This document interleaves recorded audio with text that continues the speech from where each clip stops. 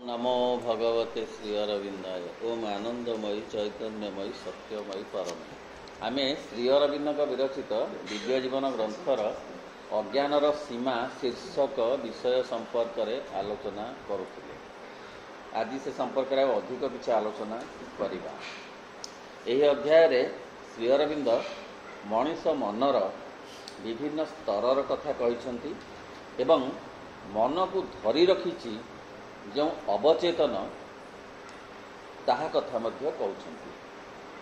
अवचेतन कहिले निश्चेतन जेते बेले बहिश्चेतना आड़क आसुची से स्थिति को कहा जाउछि अवचेतन। अर्थ निश्चेतना रु आस्ते आस्ते ऊपर को उठुची चेतना एवं टिके ऊपर को उठी आसी जो स्थिति रे रहुछि ताकू कहा जाउछि अवचेतना। से अवचेतनार स्थिति रे पुणी आहुरी आहुरी चेतनार स्तर अछि। पढ़िबा मात्र अधिचेतन सत्ता सब्लिमिनाल सेल्फ अर्थ जे आभ्यंतरीण सत्ता ताहा अवचेतन से यही सब लक्षण आदौ नाही। माने अवचेतन र लक्षण सबू एथिरे प्रकाश पाउ नाही। अवचेतन एते गुप्त भावरे अछि, सुप्त भावरे अछि जे जहाको आमे अधिचेतन सत्ता बोली कहूचु से सेथिरे प्रतिफलित सीधासळख होउना। ताले अधिचेतन कौन ना अधिचेतन हेउछि एक मन एक प्राणशक्ति और वस्तु विषयक एक अति स्पष्ट सूक्ष्म शारीर अवबोध संपूर्ण रूपे अधिकार करी विद्यमान रही। सूक्ष्म प्राण सूक्ष्म शरीर सूक्ष्म मन र भित्तिरे ए अधिचेतनर स्थिति जहा सूक्ष्म तार आहुरी गभीरतम गभीरतारे अच्छे अवचेतन।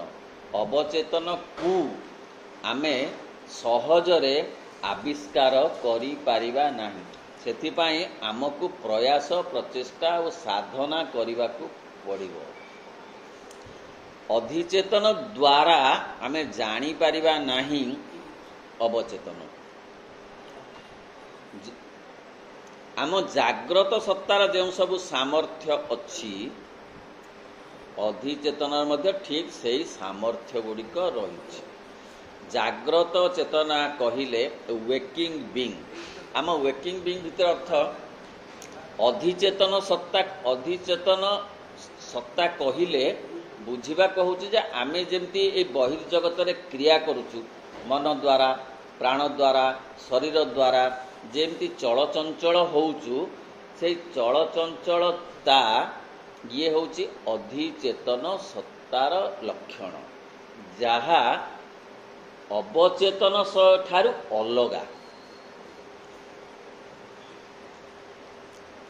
एक सूक्ष्म बोध और अवधारणा शक्ति रही, एक परिव्याप्त और परिपूर्ण स्मृति रही, एक तीक्ष्ण बुद्धि और विवेचना रही, इच्छा शक्ति और आत्मचेतना मध्य रही।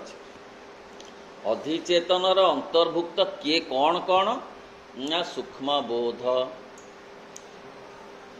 अवधारणा गोटे परसेप्शन अच्छी यही जगहटा एमिति यही लोकटा एमिति यही घटनाटा एमिति यही कथाटा एमिति एमिति गोटे अवबोध आम भितर अच्छी एवं गोटे परिव्याप्त ओ परिपूर्ण स्मृति गोटे एक्सटेंडेड मेमोरी बोली कहते श्री अरविंद। गोटे मेमोरी अच्छी जो मेमोरी की ए साधारण मेमोरी नुहे आहरी गोटे बहुत बाट पर्यंत लंबी जाइथवा मेमोरी आमर अधिचेतन सत्तारे अच्छी। अर्थ जेते दिनरु हेतु हैला सेते दिनरु मेमोरी किछि किछि रहिला। आउ एक प्रकार मेमोरी अच्छी जहाँ हेतु नथाई मध्य अच्छी। गोटे जगह को गले केमिति गोटे लगुची जे एई जागा सहित मोर बहुत चिन्ह अच्छी गोटे लोक सांगे देखा होची मन हो लोक सांगे मोर तो बहुत केमती परिचय अच्छी बाहर तो किसी जना पड़ूनी किंतु गोटे आंतर परिचय कौन अच्छी मत लगुच एमती भी गोटे मेमोरी थाए जो गोटा को कह जाऊँ सूक्ष्म मेमोरी आ स्थूल मेमोरी आमे कौन कौन घटना सब आम जीवन में घटी ता जनित जो अनुभूति बा अनुभव को भित्ति कर जो मेमोरी आसी तेणु गोटे परिव्याप्त एक्सटेंडेड मेमोरी अधिचेतन सहित अच्छी अधिचेतन सत्ता सहित एवं गोटे स्मृति रही एक तीक्ष्ण बुद्धि और विवेचना अच्छी इच्छा शक्ति और आत्मचेतना मध्य रही आमे जो गुड़ी को नहीं कारबार करुचु प्रायतः ताकू कह जाउछि अधिचेतन सत्ता अवचेतन सत्ता सहित आमर कारबार नाही सीए पूरा जेमती गोदाम घरे सब चाबी पड़िकी अच्छी आमे जो ऊपर महला रे काम करुचु एटा होछि अंडरग्राउंड घर को गोटा अवचेतना अधिचेतना होची ये जो कारबार भितर जो गुड़ाक अच्छे आम चलनी जो भितर अच्छी ता तलू को जो रूम अच्छी ना चाबी पड़ी सर माल मसला अच्छी जे माल मसला सब विभिन्न प्रकार अच्छी बड़ बड़ डंक सब जो साप भी अच्छा ताधे जो कंकड़ा बिछा भी अच्छा भल भी किसी अच्छी अच्छी किंतु भल जी अच्छी प्रायतः मंदताठू एमती घोड़े रखी जे सेठी भी दुर्गंध अच्छी बास्ना भी टिके बेले बेले आसे से बास्ना को घोड़े पकाउची जा हो सेठी पूरा बड़ बड़ सब जंतु जुंता भी अच्छा भल भी किसी अच्छी नहीं नुहे हाँ जाऊँ केते प्रकार कथा जोड़ा के अविश्वास करहब सेमती कथा केते केते कथा जोड़ा के असंभव पर लागिब असंभव लागिब किंतु ता भीतर किसी संभावना अच्छी बोली से आसुची समस्त तो सेटा आसुनी हठात कौन गोटे आसब जोटा कि लगे जे तो नुहे गोटा एमती कौन है एमती कौन देखिली अवास्तव कथा असंभव कथा जोड़ा अच्छी भितर रही चापे मात्र परस्पर समान धर्मी होइथिले मध्य अधिचेतन रे वृत्ति गुड़िक अनेक अधिक प्रशस्त ता भितर मध्य सेमती अच्छी केते केते कथा सब अच्छी किंतु अधिचेतन होची प्रशस्त ता अपेक्षा जहाँ को नहीं आमे चलुचु आमे भावुचु आमे काम करुचु तेणु आमे जो बंचीचु जीवन से जीवन प्राय अधिचेतन सत्ता को नहीं बंचीचु एथिरे आत्मनिर्णायक शक्ति अनेक अच्छी अधिचेतन भितर एवं एथिरे आउरी अन्य सामर्थ्य मान रही जहाँकि आमर ये मरणशील मन भितर ना ए मोर्टाल माइंड भितर नुह आहुरी आहुरी हाँ ताहा अधिचेतन भितर अच्छी अधिचेतन सब चाहूँची आमको ये मरणशीलता रू आउ टिके आग को नब एपरी बेले बेले लोक भी देखा जाती जो माने कि आजिकाली मध्य किछि दिन संसारी जीवन यापन कला परे कहउछंती जे नाई आउ टिके आग को जीवाको हबो एइथरे घांटी हे रहिले हबनी कारण मोर समस्त जंजाल सरी जाइछि एमिति लोकंकु मु भेटिछि मोर समस्त जंजाल सरीगला आउ से जंजाल रे घांटी हेबाको मोर इच्छा नाही मु एणिकी टिके अधिक चेतना आड़की जीवी समाज सेवा किए करने चाहूँगी किए करुच्ची मु भगवान का आड़ को जीवी किए कहूँ तीर्थ भ्रमण करी किए कौन हेले कर डिटाच्ड हवा को चाहूँ किए किए डिटाच्ड करौची ये अधिचेतन सत्ता मरणशील मन भितर गोटे मरणशील मन कह से पंकरे आहुरी चकटी आहुरी पाइबी धन आहुरी पाइबी सम्मान आहुरी देखी सब बंधु बांधव जो फंक्शन आहुरी सेठी चारि गोड़िया खाइबी कहीं मोर काम सरीगला एणिकी केवल बंधु बांधव फंक्शन अटेंड करवा मोर काम कौ दिन हाँ କୋଉ ଦିନ କାହାର ଫଙ୍କସନ ତାଲିକା, ନାତିର କୋଉ ଦିନ ହବ 21 ତାଲିକା କର, ମୋ ତାଲିକା ମତେ ଦିଅ, ମୋର ଆଉ କିଛି କାମ ନାହିଁ। ତେଣୁ ସିଏ ହଉଛି ମରଣଶୀଳ ମନର କାମ। କାରଣ ଅଧିଚେତନ ଭୂମିରେ ସତ୍ତା ଠାରେ ପ୍ରତ୍ୟକ୍ଷ ସମ୍ବିତର ଏକ ସାମର୍ଥ୍ୟ ଅଛି, ଡାଇରେକ୍ଟ ଆୱେୟାରନେସ୍। ଶ୍ରୀରାମ ଲେଖୁଛନ୍ତି ସମ୍ବିତ ମାନେ ଡାଇରେକ୍ଟ ଆୱେୟାରନେସ୍। ଓହୋ ମୁଁ ଆସିଛି କ'ଣ ପାଇଁ, ଆରେ ଏତେ ଦିନ ଗଲା ତ, ସବୁ ତ ଜଞ୍ଜାଳ ସରିଲା, ପୁଣି କ'ଣ ଆଉ ନୁହେଁ, ଅନ୍ୟମାନେ ବେଶ କରିଗଲେଣି।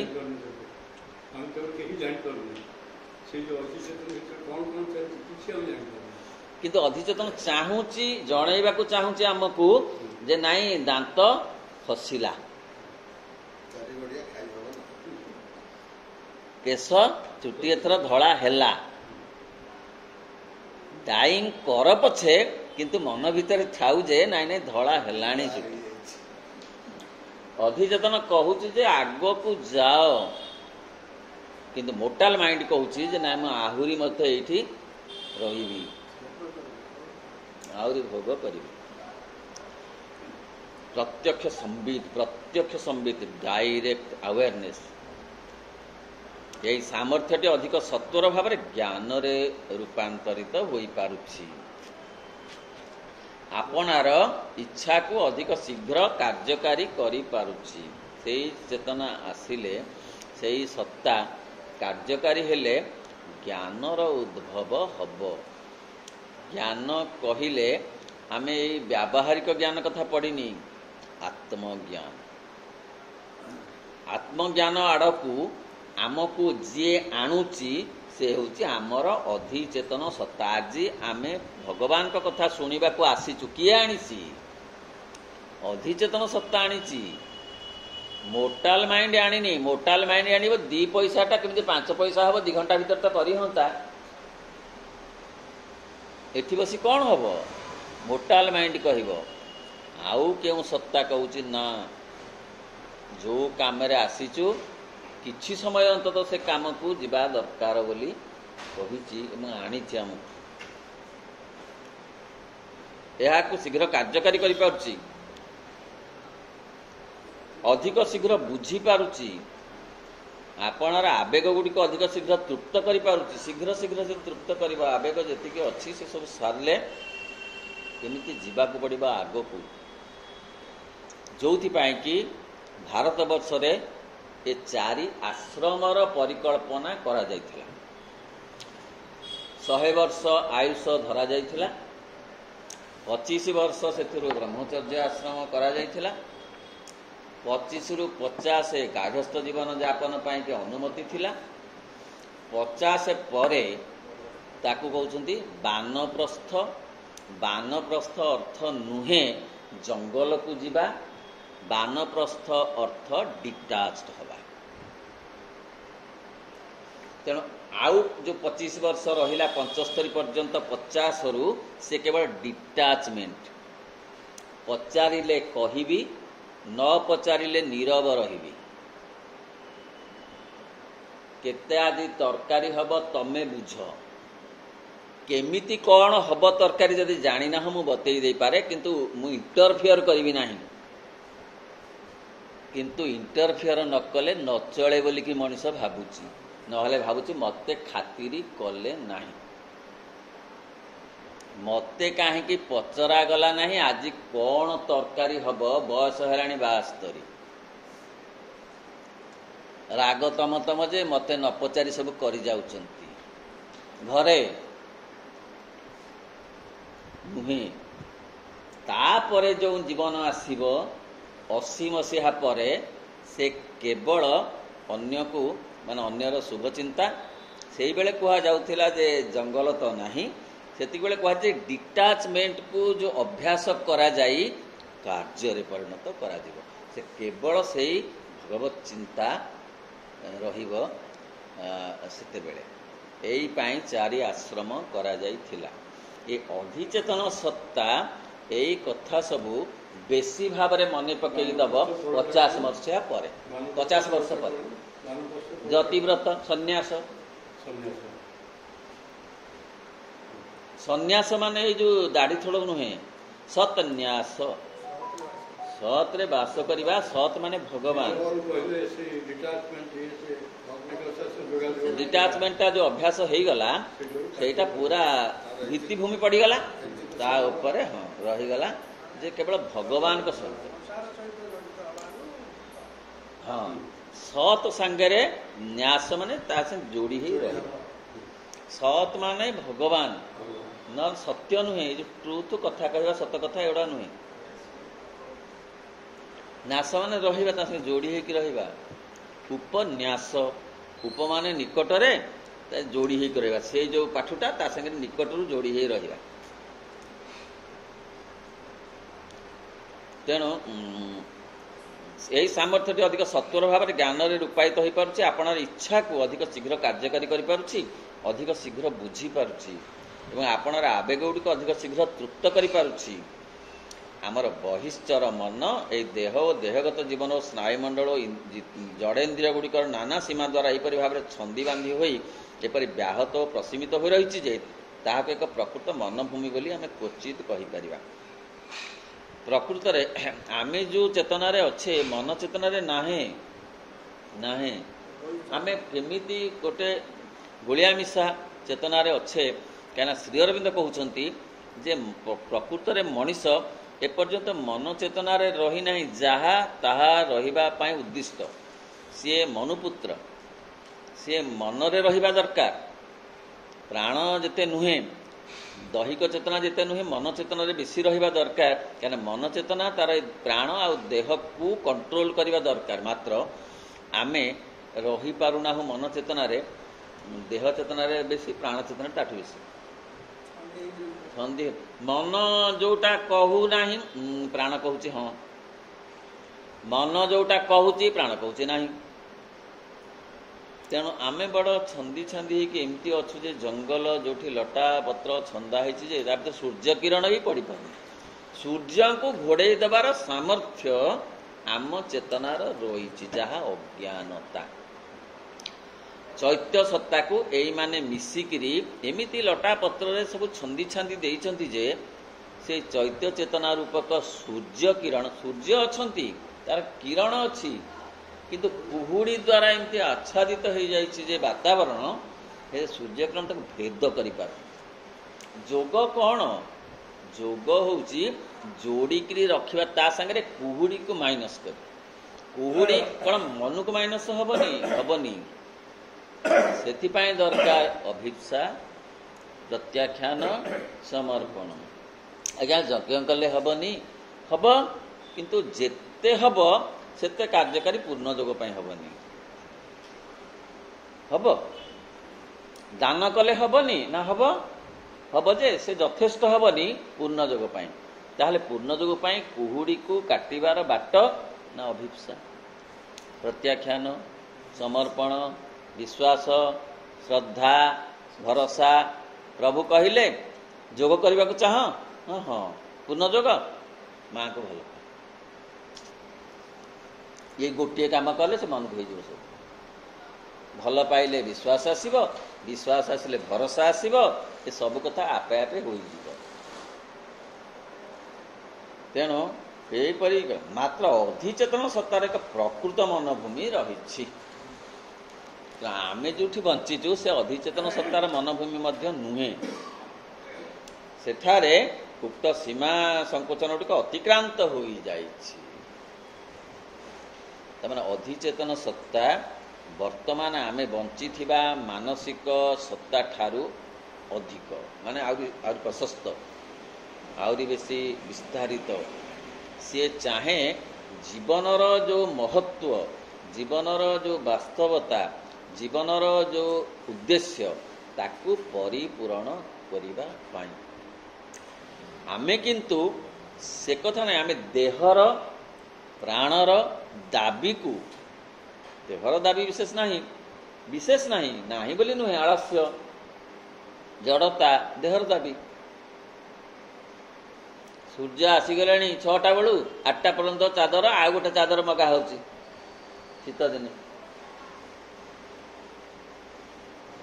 तेणु देहर दाबी प्राणर दाबी को पूरण करू करू आम जीवन चली जाଉଛି। प्रकृत मनर व्यवहार पूर्ण भाव में आम करूँ। तेणु अधिचेतना आड़ को जीवा मध्य सहज होनी। जड़ इंद्रिय गुड़िक विषय कार्य विषय संपूर्ण सचेतन रही अनेक परिमाण से गुड़िकर कारण हो रही सेगुड़ी सृष्टि कर मात्र ताहा सेगुड़िकर सीमा को अतिक्रम कर अवस्थित रही। ये सब सीमा को अतिक्रम कले जो इलाका पड़ब से हूँ अधिचेतन सत्तार इलाका। कौ चेतना ना जड़ इंद्रिय पंच इंद्रिय जड़ मन ये या अतिक्रम करने को पड़ो।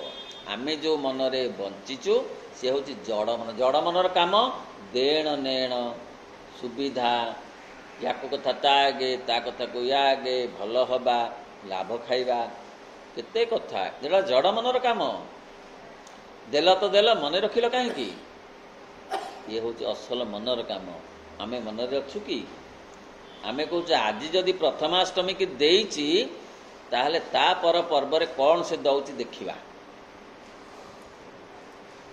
जदि नदेला आर वर्ष को देविनी कौन म ये कौन देइची म कौन देइची ये पिठा केतरा म देकी देइची सुपाड़ी सागरे जानुची ता परथुरु कौन दौची देखा जदि नदेला आ दबानी ये जड़ मन जी देइची आ भूली जाइछि दबा पे देइछि दबार आनंद पाइछि पाइबार नुहे दबार आनंद अच्छी ना अच्छी अच्छी से होची से मन प्रकृत मन किंतु आमे जड़ मन रे अच्छे मात्र अधिचेतन आपणार समुदाय भाग टिक अधिकतर भाग को बाहर प्रकाश करू नाही से बाहर प्रकाश करनी कौन देली बोली से बुली बुली प्रचार करिवो नाही निजको भल मनीष बोली न कही रामबाबू कहूथिले जे मु भारी भल भाई आसिले सी आपे कहू ना जे मु भल बोली से कहते रामबाबू कहूथिले ता माने हे श्रोता जान मु बहुत भल मनीष। विचित्र ये सब जड़ मनर काम केवल यही अर्थ आम यहाँ अवचेतन बोली कही परिबा।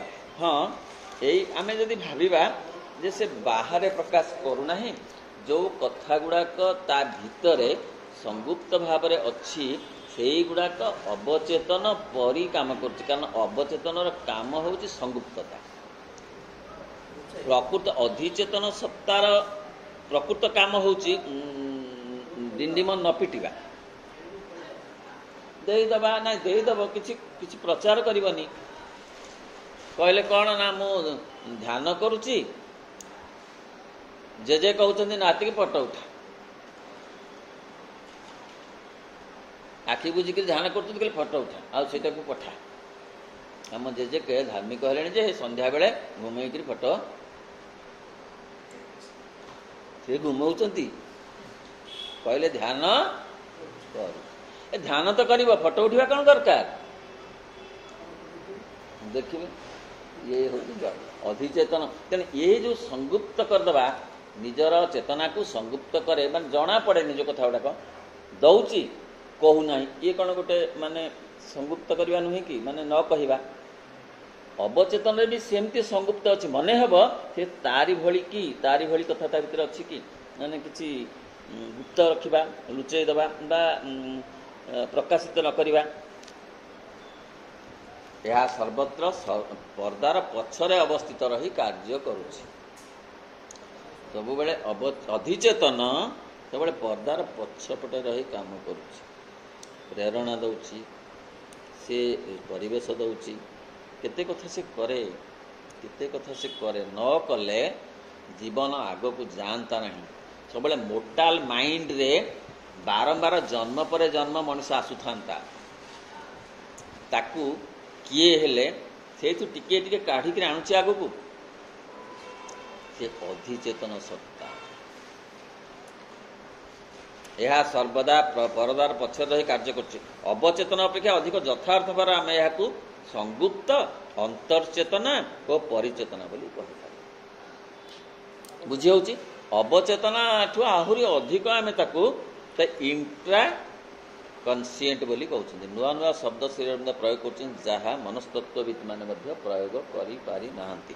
କାରଣ ସେ ନିଜେ ସେ ରାଜ୍ୟକୁ ଯାଇଛନ୍ତି, ସେ ରାଜ୍ୟର ସ୍ୱରୂପ ସ୍ୱଭାବକୁ ଅନୁଭବ କରିଛନ୍ତି। ତେଣୁ ଏ ଶବ୍ଦ ସବୁ ସେ ଲେଖିଛନ୍ତି। ଯେ ଅବଚେତନର କହିଲେ ନା, କହିଲେ ଅବଚେତନରେ ଯେଉଁ ଗୁପ୍ତ ଭାବଟା ଅଛି, ମାନେ ଘୋଡ଼ି ହେଇକି ଅଛି, ଅଧିଚେତନ ସତ୍ତା ଭିତରେ ମଧ୍ୟ ଦାନ ଦେଇକି ନ କହିବା ବା ଧ୍ୟାନସ୍ଥ ହେଇକରି ନ ପ୍ରଚାର କରିବା, ଭଗବାନଙ୍କୁ ଶ୍ରଦ୍ଧା କରି ନ କହିବା, କ'ଣ ଅନୁଭୂତି ପାଇଲେ ଭଗବାନଠୁ ନ ପ୍ରଚାର କରିବା, ଏଗୁଡ଼ାକ ତ ସେଇ ଅଧିଚେତନ ସତ୍ତାର କାମ। ଯଦି ବା ଜଣାପଡ଼ୁଛି ଯେ ଦୁଇଟା ଯାକ କଥାରେ ସଂଗୁପ୍ତି ଅଛି, କିନ୍ତୁ ଦୁଇଟା ଯାକ ସଂଗୁପ୍ତି ଏକା ନୁହେଁ। କାହିଁକି ନା ଅବଚେତନ ଅପେକ୍ଷା ସିଏ ହେଉଛି ଅଧିକ ଇଣ୍ଟ୍ରା କନସିଏଣ୍ଟ, ସେ ଭିତର ଅନ୍ତର୍ଚେତନ, ସେ ଭିତରେ ଅଛି ସେମିତି ଚେତନା। କାରଣ ବହି ପ୍ରକୃତିଟିକୁ ଏହା କେବଳ ଆଚ୍ଛାଦନ କରି ରଖିନାହିଁ, ତାହାର ଆଶ୍ରୟ ବି ହୋଇ ରହିଛି। ତେଣୁ ଏ ବହିର୍ ପ୍ରକୃତିର ମଞ୍ଜ,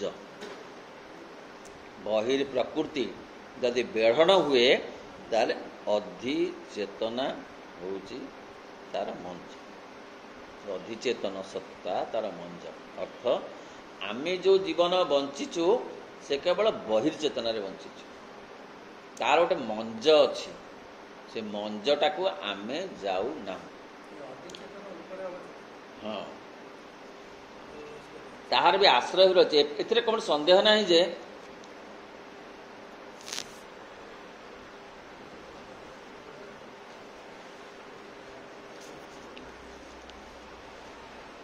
ଏଥିରେ କୌଣସି ସନ୍ଦେହ ନାହିଁ ଯେ ଅଧିଚେତନର ଗଭୀରତମ ପ୍ରଦେଶ ଗୁଡ଼ିକର କ୍ଷେତ୍ରରେ ଆମେ ଅବଶ୍ୟ ଏହିପରି ବର୍ଣ୍ଣନା ଦେଇପାରିବା। ଅଧିଚେତନର ଗଭୀରତାରେ ବହୁ କଥା ଅଛି, ବହୁ ନିର୍ଣ୍ଣୟ ଅଛି, ବହୁ ଅଗ୍ରଗତି କରିବାର ବହୁ ମାନେ ବିଭାବ ଅଛି। ଏବଂ ଆମ ବହିର୍ଭାଗଟିର ନିକଟବର୍ତ୍ତୀ ହୋଇ ରହିଥିବା ଅନ୍ୟ ସ୍ତର ଓ ପ୍ରଦେଶ ଗୁଡ଼ିକରେ ଅବିଦ୍ୟାର କ୍ରିୟା ପ୍ରବଳତର ହୋଇ ରହିଛି। କିନ୍ତୁ ଆମେ ବହିର୍ଜୀବନରେ ଅବିଦ୍ୟା, ଇଗ୍ନୋରାନ୍ସ ବେଶୀ ଅଛି।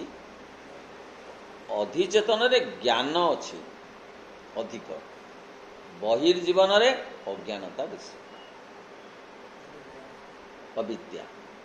ଆପଣାର ଭିତରକୁ ଭେଦ କରିବାକୁ ଯାଇ ଯେଉଁମାନେ ଏକ ନ୍ୟୁନତର ସଂଗତିର ପ୍ରଖଣ୍ଡ ଗୁଡ଼ିକରେ ଅର୍ଥାତ୍ ଅଧିଚେତନ ଓ ଉପରିଭାଗର ମଝିଟିରେ ଅବସ୍ଥିତ ନିରକ୍ଷ ମଣ୍ଡଳରେ ଆସି ଅଟକି ଯାଆନ୍ତି, ସେମାନେ ଅନେକ ସମୟରେ ଭ୍ରମରେ ପଡ଼ିଯାନ୍ତି। ପ୍ରକୃତରେ ଏ ବାହାରୁ ଭିତରକୁ ଗଲା ବେଳକୁ ବାଟରେ ଗୋଟେ ଏରୁଣ୍ଡି ବନ୍ଧରେ ଗୋଟେ ଅବସ୍ଥା ଥାଏ, ଯେଉଁଟାରେ ପହଞ୍ଚିଗଲେ ଲାଗିବ ମୁଁ ସବୁ ଦେଖିଲି ବୋଲି। ଅର୍ଥାତ୍ ଆମେ ମନ୍ଦିରକୁ ଯାଉଛୁ, ମୁଖଶାଳାକୁ ଅତିକ୍ରମ କଲେ ଅସଲ ସିଂହାସନ ପଡ଼ିବ। ବଡ଼ଦାଣ୍ଡରୁ ମୁଖଶାଳା ଭିତରକୁ ଯାଇ ସମ୍ପୂର୍ଣ୍ଣ ମନ୍ଦିରର ମାୟାରେ ଛନ୍ଦି ହୋଇଗଲେ ଅବସ୍ଥା ଏମିତି ବେଳେବେଳେ ହୁଏ ଯେ ମୁଁ ସବୁ କଥା ଦେଖିଲି, ଆଉ ସିଆଡ଼ିକି ଯିବା ଦରକାର ନାହିଁ। ତେଣୁ ଏମିତି ଗୋଟେ ସ୍ତର ଅଛି, ସେ ସ୍ତରକୁ ଅତିକ୍ରମ କରିବାକୁ ପଡ଼ିବ, ଅର୍ଥାତ୍ ଆହୁରି ଗଭୀରକୁ ଯିବାକୁ ପଡ଼ିବ। ବହିର୍ଚେତନା ଆଉ ଅନ୍ତର୍ଚେତନାର ମଝି ମଝିଆ ଜାଗା ମଧ୍ୟ ଅଛି। ତେଣୁ ଉପରି ଭାଗଟିର ମଝିରେ ଅବସ୍ଥା ନିରକ୍ଷମଣ ଅଟକି ଯାଆନ୍ତି। ସେମାନେ ଅନେକ ସମୟରେ ଭ୍ରମରେ ପଡ଼ିଯାଆନ୍ତି ଓ ବାଟ ବଣା ହୁଅନ୍ତି। କାରଣ ଭିତରକୁ ମାନେ ହଁ, ଏଇ ଯେଉଁ ମଝି ଜାଗାଟା ନା, ସେଠି କିଛି ନାହିଁ, ସେଇଠି କିଛି ନୁହେଁ, ସେ ଜାଗାଟା 100% ସେ ସ୍ଥାନ ନୁହେଁ, ସେ ସ୍ଥାନର କିଛି ଅଂଶ ହେଇପାରେ। କିନ୍ତୁ ସେଇଠିକି ଯାଇ ଆମେ କହିଲୁ ଯେ ପୁରା ସବୁ ମୁଁ ଦେଖି ଆସିଲି। ବାଇପାସ୍ ବାଟେ ଯାଇ ପୁରା ଟାଉନ୍ ବୁଲିଗଲି। ତା ଦି କଡ଼ରେ କିଛି ଦୋକାନ, କିଛି ମାଂସ କଟା ଜାଗା, किसी ब्रॉयलर कुकुड़ा कोटी बिक्री होची किसी पान दुकान चाह दुकान देखी मु टाउन बुलिकी कि गहली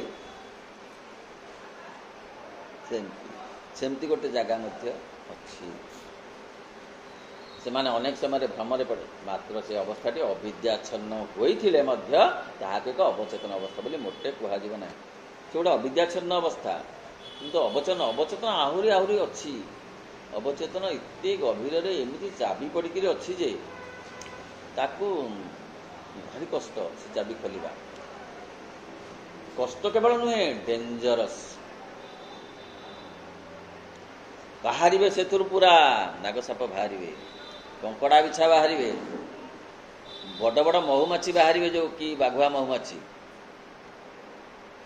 से एते कलबल करदे जे असंभाल करदे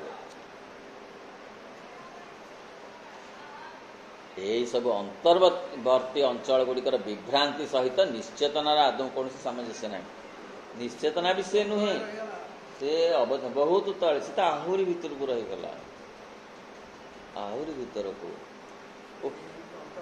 मनीष को हाँ मनीष को विश्लेषण करवा इतने कष्ट मनीष को केवल नुहे निजकू जदि जड़े केवल नीरव बसी आत्मविश्लेषण करे मान निजकू विश्लेषण करे सी एमिति अड़ुआ सूतारे छंदी हो जीव जे बेले बेले सेठू बाहरी पड़वा कष्ट हम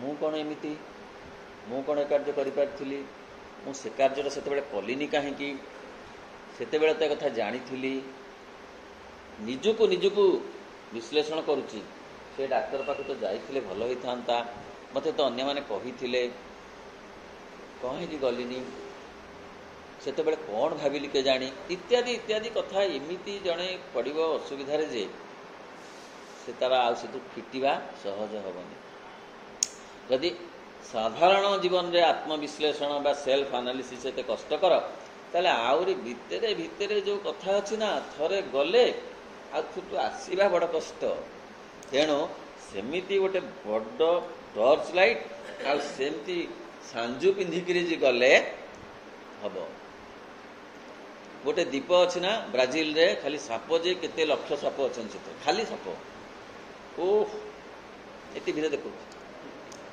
कहीं जाती से गवेषक मैंने जड़े दी जन जी जे ये आखि जोड़िक से सबू पिंधिकी जाइए जमतीका साप तक मारिले सेमती सज होकर गले से भितर को हम ना सर्प दंशन इते प्रबल जे से समय मिलना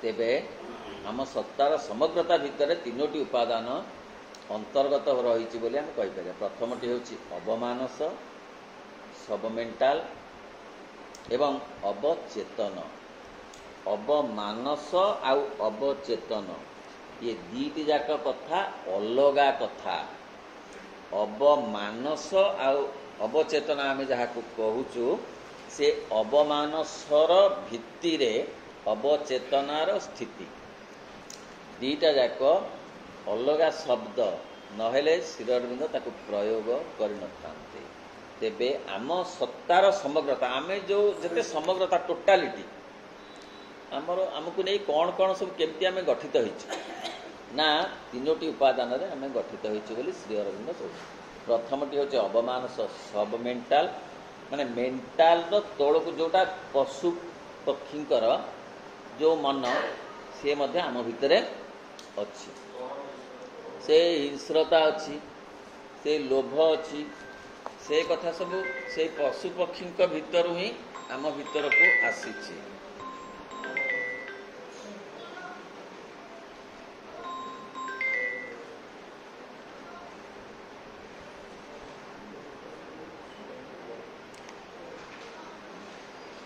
तेणु अवमानस और अवचेतन जहाँकि आमको सतवा अचेतन परि बोध होमको लगे एड़ा कि ना अवचेतन अवमानस बोली कि ना केवल आमर मानस ही अच्छी आमे मानस नहीं कारबार करुचु नुहे आम भितर से माने अच्छंती से माने बेले बेले एमती फुटी बाहरती जहाँ आप कहते स्वप्न भी फुटी बाहरती से घर से गोदाम घर चाबी पड़ी बंद अच्छी किंतु से कबाटर फांकरे बेले बेले से बासना आसी जाउची पूर्ण भाव में नुहे टिके झलक बेले बेले आसी जाउची कौथु अवचेतन अवमानसरू जहाँकि आमको सत्य बा अचेतन परिबोध होउची सेठी आम सत्तार जड़ भित्ति रूपे कार्य करुची आम सत्ता गोटे भित्ति उपर अच्छी पत्थर भित्ति उपर अच्छी देहर जड़ता आकार पशुपक्षींकर चेतनार भित्ति रे अच्छी अवमानसर बा अवचेतनार भित्ति रे अर्थात आम भितर समस्ते अच्छंती पत्थर पानी पवन ये समस्ते अच्छंती पंचभूत सहज अच्छंती ता सहित आउ कौन लोभ हिंस्रता क्रोध ये भी अच्छंती पंचभूत सागर खाली कौन पंचभूत तैयारी होती ताकू भित्ति करी ए सब अच्छी ता भी ऊपर पुणे आहरी कौन अच्छे दया क्षमा स्नेह श्रद्धा ये एमिति एमिति अच्छी जे ताकू काहाठू काहाकू अलगा करी हेबनी किंतु ए प्रत्येक परस्पर भित्ति और स्थिति भाव रे अच्छंती आउ लाइफ डिवाइन रे आगरू बहुत आग चैप्टर मानक कहउछंती जेमती गछ को गोटे गोटे लटाटे एमती हेइथिबो जे ताकू काढ़ी हेबन ताठू गोटे बरगछ गोटे मिसी जाइथिबो से जो जानी होउथिबो एमती गोटे तादेहरे एमती मज्जिकी गोटे लटाटे एमती घेरे हेइथिबो गुड़े हेइथिबो जे ताकू जानी हेबनी किंतु से ता थिबो थिबो मूल से ता मिसी जाइथिबो ता सेठी आम जल आम प्राणमय और अन्नमय जीवन एक बृहत अंश गुड़िक अधिकार कर रही से माने तेणु आम प्राण को आम देहर सत्ता को से माने ही आवरिक अच्छा प्राण सत्तार लोभ पशुर लोभ नुहे कि पशु एमिति हब जे लोभरे आक्रांत हो पारिबो जे खाई खाई के मध्य से ता पेट फाटी माने तार अनुशासी खाई बस से देखते ताकू मिलिला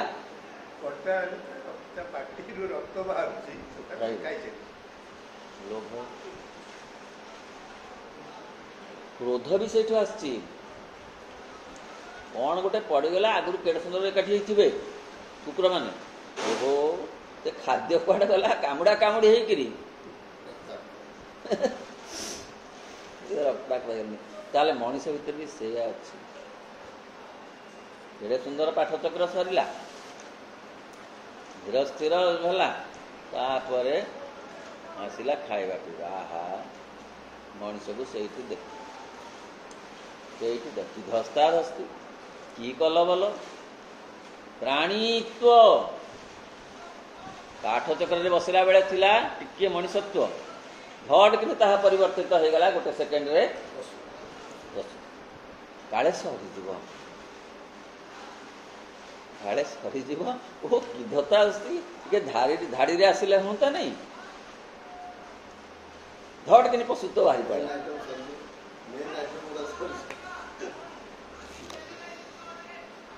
तेणु तापरे हेउची आमर अधिचेतन ताहाको आमे आमर अंतरसत्ता बोली कहते ये सबुड़ाक बेढ़ण तार भितर आउ जो अंतरसत्ता माने निश्चेतन अचेतन अवचेतन ये सबू बेढ़ण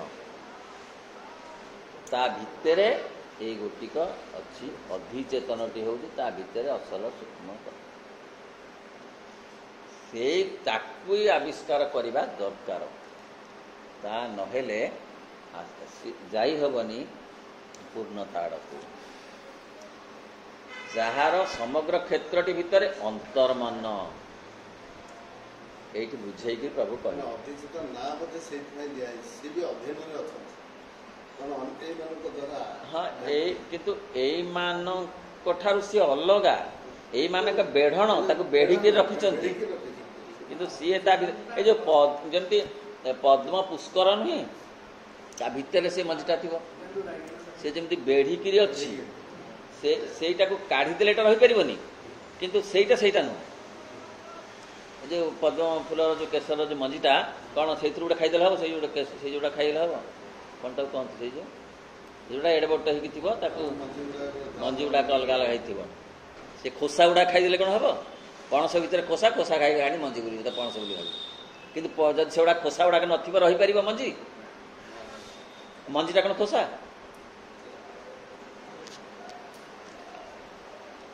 ତେଣୁ ଅନ୍ତର୍ମନ, ଅନ୍ତର ପ୍ରାଣ, ଅନ୍ତଃ ଶରୀର ଅନ୍ତର୍ଭୁକ୍ତ, ୟାକୁ ନେଇ ଅଧିଚେତନ ତିଆରି।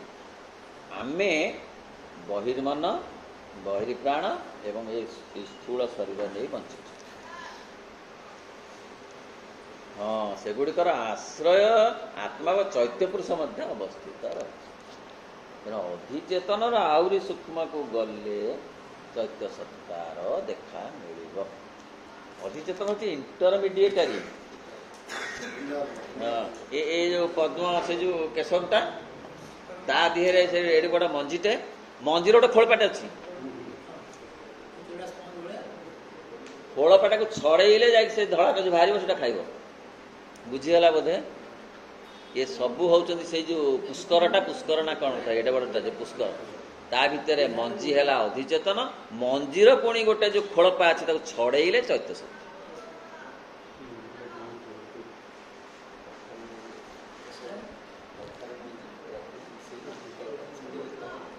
ତେଣୁ ଜାଗ୍ରତ ଆତ୍ମା ବା ଚୈତ୍ୟ ପୁରୁଷ ମଧ୍ୟ ଅବସ୍ଥା ରହିଛି। ତୃତୀୟଟି ହେଉଛି ଆମର ଏଇ ଜାଗ୍ରତ ଅବସ୍ଥାର ଚେତନା, ଯାହାକି ଆମର ଅଧିଚେତନ ଅବଚେତନ ଉପରି ଭାଗରେ ନିକ୍ଷିପ୍ତ କରି ରଖିଛନ୍ତି, ଯାହାକି ସେମାନଙ୍କର ସଂଗୁପ୍ତ ଆବେଗମୟତାର ତରଙ୍ଗ ରୂପେ ଅବସ୍ଥା। ମାତ୍ର ଏସବୁ କହିବା ପରେ ମଧ୍ୟ ଆମର ଅସ୍ତିତ୍ୱର ଏକ ଯଥାର୍ଥ ବିବରଣ ଦେଇପାରିବା, ତଥାପି ଯଥେଷ୍ଟ ହେଉନାହିଁ। ତେଣୁ ତାକୁ ଆହୁରି ଉପରକୁ ଅଛି, ଅଧିଚେତନର ଉପରକୁ ଆହୁରି ଅଛି, ଅତିଚେତନ ଅଛି ନା। ତାପରେ ଶ୍ରୀ ଅରବିନ୍ଦ ଅତିଚେତନର କଥା କହିବେ।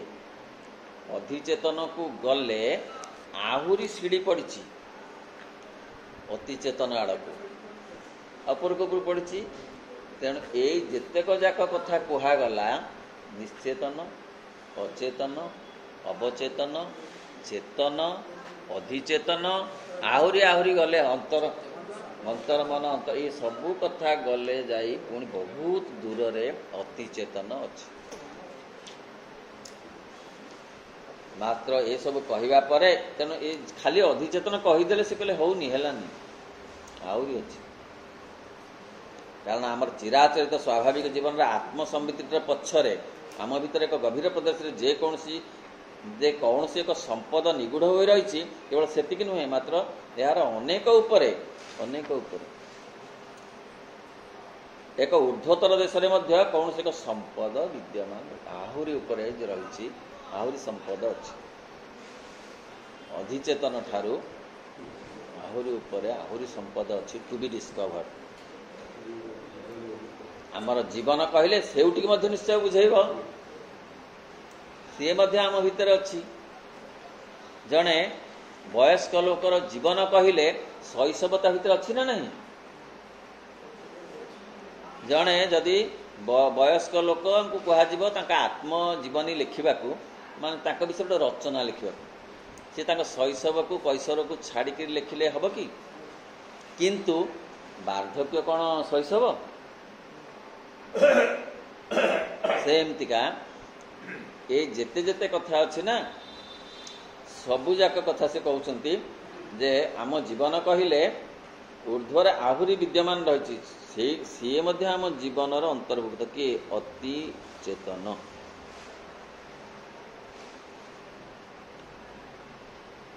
ଏହି ଉପରି ଭାଗରେ ବିଚରୁଥିବା ଆମର ମନୋଗତ ବ୍ୟକ୍ତିତ୍ୱ ଠାରୁ ତାହା ଏକାନ୍ତ ଭିନ୍ନ। ବୁଝିଗଲା। ମାତ୍ର ତଥାପି ତାହା ଆମ ଯଥାର୍ଥ ସତ୍ତାର ବାହାରେ ନାହିଁ, ଆମ ଭିତରେ ଅଛି ଅଧିଚେତନ, ଆମରି ଭିତରେ ଅଛି, ଖାଲି ଡିସ୍କଭର୍ଡ ହେବାକୁ ଅଛି, ଟୁ ବି ଡିସ୍କଭର୍ଡ।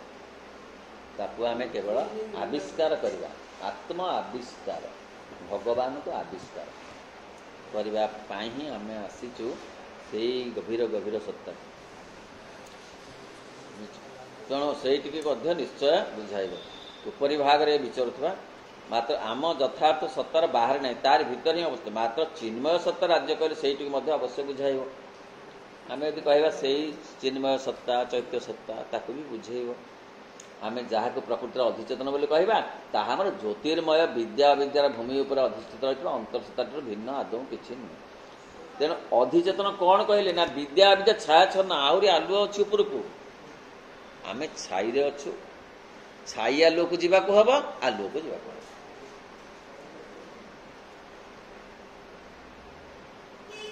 ଅଧିଚେତନ ଏ ଛାଇ ଆଲୁଅ ମିଶାମିଶା। ବଡ଼ଦାଣ୍ଡରୁ ମୁଖଶାଳାକୁ ଯିବାକୁ ହବ, ତାପରେ ରତ୍ନସିଂହାସନ। ଖାପ କିନି ଡେଇଁଲେ ହବନି, ମୁଖଶାଳା ବାଟ ଦେଇ ଯିବାକୁ ହବ।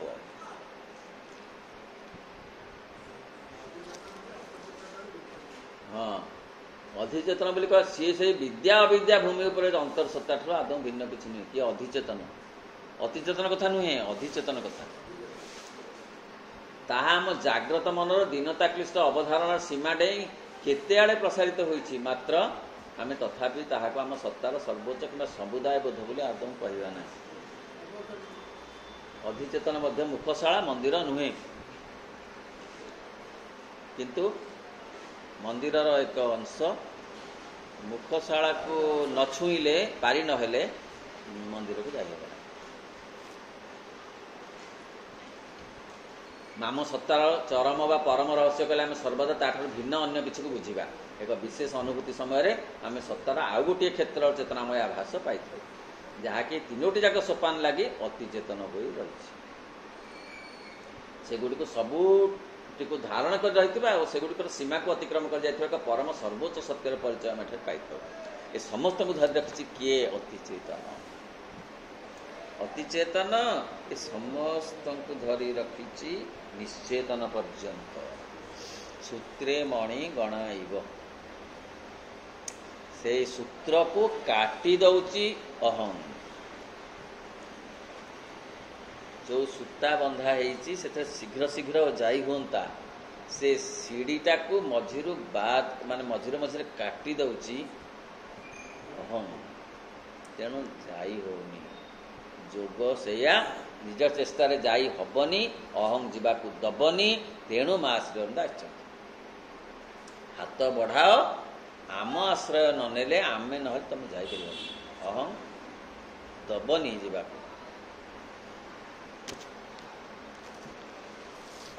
ଅଭିମୁଖରେ ଏହି ଅତିଚେତନ ଭୂମି ଗୁଡ଼ିକୁ ଅନେକ ସମୟରେ କିଛି ନା କିଛି ସମ୍ପଦ ଆମ ଭିତରକୁ ଅବତରଣ କରି ଆସେ। ଅତିଚେତନରୁ ଝଲକ ଆସେ, ଝଲକ ଆସେ। ଧରି ରଖି ହୁଏ ନାହିଁ, କ୍ଷତିଗ୍ରସ୍ତ ହେବାକୁ ପଡ଼େ। ପ୍ରତ୍ୟେକଙ୍କ ଜୀବନରେ ଏମିତି ଅଭିଜ୍ଞତା ଥିବ, ଯଦି ଆମେ ନୀରବରେ ନିରୋଳାରେ ବସି ଭାବିବା। ଯାହା ଜୀବନରେ ସମସ୍ୟା କଥା ମୁଁ କହୁନାହିଁ, ଗୋଟେ ଗୋଟେ ଉତ୍କଟ ସମୟ ଆସେ, ଗୋଟେ ଦୋଛକି ରାସ୍ତା ପଡ଼େ, ବିଚାର କରି ହୁଏନି କେଉଁ ବାଟେ ଯିବି, ଆଉ ସେତେବେଳେ ଭିତରୁ ଗୋଟେ ଆହ୍ୱାନ ଆସେ, ଧରି ରଖି ହୁଏ ନାହିଁ। ଯେଉଁମାନଙ୍କର ଜୀବନରେ ସମସ୍ୟା ଆସିନାହିଁ, ଯୁବଶକ୍ତି ମୁଁ ତାଙ୍କୁ କହୁନାହିଁ, ଯେଉଁମାନେ ଅଭିଜ୍ଞ, ନିଶ୍ଚିତ ଆସିବ ଭାଇ, ନିଶ୍ଚିତ ଆସିଥିବ। ରାତି ନିଦ ଲାଗିନଥିବ, କ'ଣ କରିବି କ'ଣ କରିବି, ଭିତରୁ ଜଣେ କିଏ କହୁଥିବ ଏଇଆ କର ବୋଲି, ତାକୁ ଶୁଣୁଥିବେ କିନ୍ତୁ ତାକୁ ପାଳନ କରି ହେଉନଥିବ। ମନ ତାକୁ କାଟି ଦେଉଥିବ, ଅହଂ ତାକୁ କାଟି ଦେଉଥିବ, ଯୁକ୍ତି ଦ୍ୱାରା କାଟି ଦେଉଥିବ। ଏ ବାଟେ ଯାଆନା ବୋଲି ଭିତରୁ କିଏ କହୁଥିବ, କିନ୍ତୁ ମନ କହୁଥିବ ଯିବାକୁ ହେବ, କାରଣ ଅନେକ ଲାଭ ଅଛି। ଦେଖିଲା ବେଳକୁ ବହୁତ କ୍ଷତିଗ୍ରସ୍ତ ହେବାକୁ ପଡ଼ିବ, ପ୍ରସ୍ତୁତ ହେବାକୁ ପଡ଼ିବ। ଏ ଯୁବଶକ୍ତିମାନଙ୍କ ଜୀବନରେ ହୁଏତ ଆସିନଥିବ, କିନ୍ତୁ ଯେଉଁମାନେ ଟିକିଏ ଅଭିଜ୍ଞ, ନୁହେଁ କି ଦାଦା? ନୁହେଁ ଆଜ୍ଞା? ନିଶ୍ଚିତ।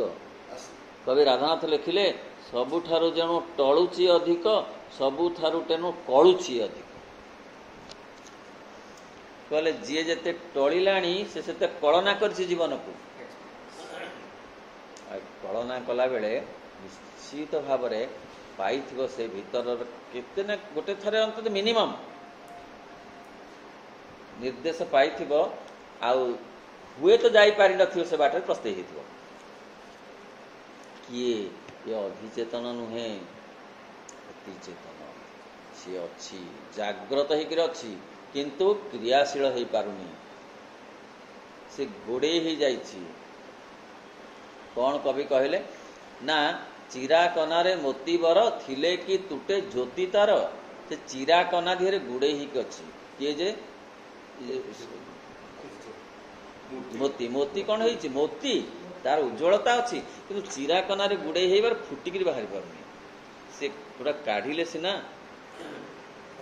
ताको सब कभरिंग गुड़ाक ताहा ही जोग जोग आउ कि नुहे कारण से माने मन को मन फिटेनि काढ़ा पड़ो अभिप्सा प्रत्याख्यान समर्पण मध्यम से कना गुड़ाक काढ़ा पड़ो काढ़िले ता भितर असल कथाटी बाहर जदुमणि कथा आम जाचु जदुमणि कहले रजा तो सबु बेले मते एमती हास परिहास लगेले मु आज रजा को गोटे भुआ बुले रजा तो विष्णु भक्त सी तो विश्वकर्मा माने कौन बढ़ई से गोटे एडिकटे तैयारी करदेले विष्णु मूर्ति जेते ताको घरे थिला चिरा कना जेते जेते गाई पड़िशारू मागी आनिक गुड़े गोटे एते बड़ करदेले दौड़िले राजवास को कहले आज्ञा मु आज गोटे नुआ उपहार आनी आपण पृथ्वी रे नथिबो किंतु आपण ताको ग्रहण करेंगे मोर अनुरोध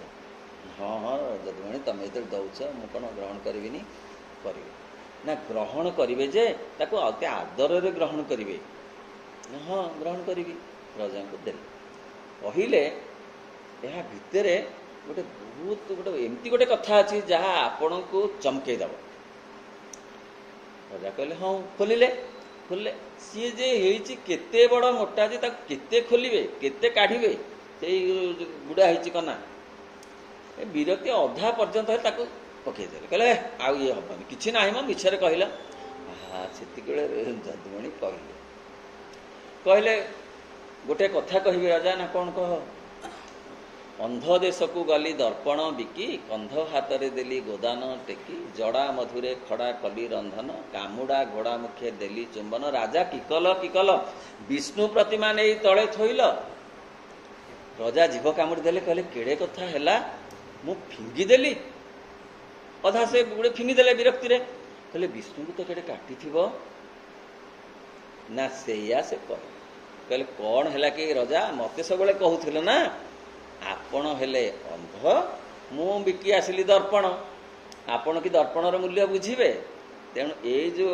गाली दबार जहाँ को आमे कहूचु व्यंग हास्य व्यंग बोली कहूचु रजा को मध्य से व्यंगात्मक दृष्टि देखिबार सामर्थ्य तांकर थिला कहले अंध सारा देश जाक अंध से दर्पण बिकिबा को से बिकाली आइछि संध्या पर्यंत दर्पण दर्पण चिलौछि कि काई नब रजा तमे सेया तमें सतरे विष्णु भक्त नुहे तमर तो एतिकी धैर्य नहीं कंध हाथ रे देली गोदान टेकी जेते बेले हेई गला से गाय गोरु बुढ़ा बुढ़ी ताकू से कंध हाथ रे देली सी कौन करिवो तार उपयुक्त दब पुरस्कार माने काटिक खाइब तेणु यही कथा तुम्हें भी सही अवस्था है जड़ा मधुरे खड़ा कली रंधन जड़ा को महू देहरे जड़ा जड़ा जड़ा बोल कहली जो खड़ा शाग को ये जो जड़ा तेल रे भाजी खाइले आ सी घंटे 2 घंटा पर अवस्था 12 बाजिक 13 आड़की जीव तेणु आ कामुड़ा घोड़ा को जेते आदर करी ताकू चुंबन देले सी बेस बेस तार पुरस्कार दब दे प्लास्टिक सर्जरी करने को पड़ो राजा की कल या कल आपण या ताहले कहबार अर्थ जे आमे अतिचेतना आमको एते एते श्रद्धा कले मध्य आमे ताको श्रद्धा करि पारुना तार निर्देश रे आमे चली पारुना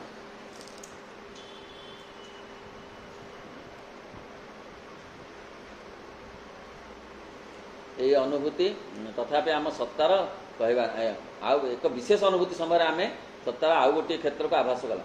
ମନୁଷ୍ୟର ବର୍ଣ୍ଣନା ଶକ୍ତି ତାହାକୁ ବଡ଼ ଅସ୍ପଷ୍ଟ ଉପଠାଉରେ ଭାବରେ ପରମ ଚିତ୍ ସତ୍ତା ଈଶ୍ୱର ପରମାତ୍ମା ବୋଲି କହିଥାଏ। ଏହି ଅତିଚେତନ ଭୂମି ଗୁଡ଼ିକରୁ ମଧ୍ୟ ଅନେକ ସମୟରେ କିଛି ନା କିଛି ସମ୍ପଦ ଆମ ଭିତରକୁ ଅବତରଣ କରି ଆସେ। ଓ କି ଅନୁଭବ, କେତେ କେତେ ପରଫେକ୍ଟ କଥା ସେ କହୁଛନ୍ତି। ଆମେ ଉଚ୍ଚତମ ସ୍ତରରେ ସେଇଗୁଡ଼ିକର ଅଭିମୁଖରେ ଉତ୍ତୋଳିତ ହୋଇଯିବାର ଆକାଂକ୍ଷା ରଖିଥାଉ। ସେହି ପରମ ଚିତ୍ ସ୍ୱରୂପ ଆଡ଼କୁ ଗତି କରିବା ଲାଗି ମନ ବଳେଇଥାଉ। ତେବେ ନିଷ୍କର୍ଷ ହେଉଛି ଯେ ଆମ ଅସ୍ତିତ୍ୱର ସମଗ୍ର ଭୂମିଟିରେ ଅବଚେତନ ଓ ନିଶ୍ଚେତନ ସହିତ ଏକ ଅତିଚେତନ ମଧ୍ୟ ରହିଛି। ତାହା ଆମର ଅଭିଚେତନ ତଥା ଜାଗ୍ରତ ସତ୍ତାକୁ ସମ୍ଭବତଃ ଆଚ୍ଛାଦିତ କରି ରଖିଛି। ସିଏ ବି ଅତିଚେତନ ମଧ୍ୟ ସମସ୍ତଙ୍କୁ ଆଚ୍ଛାଦିତ କରି ରଖିଛି। ତାହା ଆମର ତାହା ଉପରେ ପ୍ରସାରିତ ହୋଇ ରହିଛି। ସିଏ ପ୍ରଶସ୍ତ, ସିଏ ଉଜ୍ଜ୍ୱଳ, କିନ୍ତୁ ସିଏ ସବୁକୁ ଆଚ୍ଛାଦିତ କରି ରଖିଛି। ଏ ଆଚ୍ଛାଦନ ଗୁଡ଼ାକୁ ଅତିକ୍ରମ ନ କଲେ ସେଇଠି ପରିଷ୍କାର ଭାବରେ ପହଞ୍ଚି ହେବ ନାହିଁ। ମାତ୍ର ଆମ ଲାଗି ତାହା ଅଜ୍ଞାତ ହୋଇ ରହିଛି। ସେଇ ଅତିଚେତନ ଉପଲବ୍ଧିର ଅତୀତ ପରି ମନେ ହେଉଛି। ସତରେ କ'ଣ ଅତିମାନସ ଅଛି? ସତରେ କ'ଣ ଅତିମାନବ ଆସିବେ? ସତରେ କ'ଣ ଅତିମାନସ ଶକ୍ତି ଫୁଟି ବାହାରିବ? ଏ ଅବିଶ୍ୱାସ ଆଜି ମଧ୍ୟ କେଡ଼େ କେଡ଼େ ବୈଜ୍ଞାନିକ, କେଡ଼େ କେଡ଼େ ମନସ୍ତତ୍ତ୍ୱବିତଙ୍କର ଅଛି। ତାହା ସତରେ ପ୍ରକୃତିରେ କୌଣସି ସଂଯୋଗ ସ୍ଥାପିତ ହୋଇପାରିବ ବୋଲି ଆଦୌ ବିଶ୍ୱାସ ହେଉନାହିଁ। ଅନ୍ତତଃ ଆମେ ଭାଗ୍ୟବାନ ଯେ ଏକଥା ଶୁଣିବାର ସୁଯୋଗ ପାଇଛୁ ଯେ ଆମେ ସାଧାରଣ ନୁହେଁ, ସାମାନ୍ୟ ନୁହେଁ। କବିଙ୍କ କଥାରେ ନରଦେହହୀନ ମୃତ୍ତିକା ନୁହେଁ, ନାରାୟଣତାର ଜୀବନ ରସ, ମହାଚେତନାର ଅଂଶ ସେ ଏକ, ବିକାଶ ପାଇଁକି ଶରୀର ବସ। ସେଟା ଆତ୍ମା କଥା କୁହାହେଇଛି, ଅତିମାନସ କଥା କୁହାହେଇନି। କିନ୍ତୁ ଆତ୍ମା ଭିତରେ ଅଛି। କ'ଣ ପାଇଁ ଆସିଛି ସିଏ? ନା ଏ ଶରୀରର ବଶୀଭୂତ ହେଇଛି ଫୁଟି ଉଠିବ ବୋଲି। ଶରୀରକୁ ଧାରଣ କରିଛି ତାକୁ ଫୁଟେଇବ ବୋଲି। କିନ୍ତୁ ଆମେ ଶରୀରର ବ୍ୟସ୍ତତାରେ ରହି ନିଜକୁ କେବଳ ଶରୀର ଭାବି ତା ପ୍ରତି ଧ୍ୟାନ ଦେଉନାହୁଁ। ଆତ୍ମା ପ୍ରତି ବା ଅତିଚେତନା ପ୍ରତି କୌଣସି ପ୍ରକାର ଆମେ ଧ୍ୟାନ ଦେଉନାହୁଁ। ଓମ୍ ନମୋ ଭଗବତେ ଶ୍ରୀ ଅରବିନ୍ଦାୟ। ଓମ୍ ଆନନ୍ଦମୟୀ ଚୈତନ୍ୟମୟୀ ସତ୍ୟମୟୀ ପରମେ।